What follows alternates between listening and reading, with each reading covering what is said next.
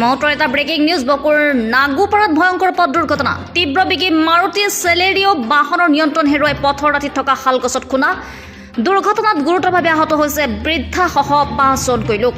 আহত লোককেইজন হিলটপ চাংমা লিউচেন চাংমা চালচেং মমিন ব্ৰিউটইন মমিন আৰু এথনে চাংমা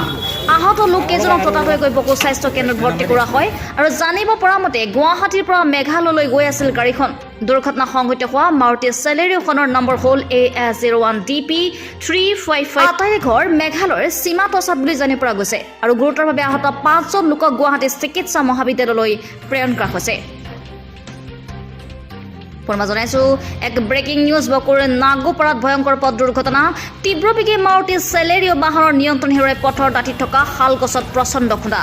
দুৰ্ঘটনাত গুৰুতৰভাৱে আহত বৃদ্ধাসহ 5জনকৈ লোক আহত লোককেইজন হিলটপ চাংমা লিউচেন চাংমা চালচেং মমিন ব্ৰৌটন মমিন আৰু এথনে চাংমা আহত লোককেইজনক ততাতৈয়াকৈ বকো স্বাস্থ্য কেন্দ্ৰত ভৰ্তি কৰা হয় আৰু জানিব পৰা মতে গুৱাহাটীৰ পৰা মেঘালয়লৈ গৈ আছিল গাড়ীখন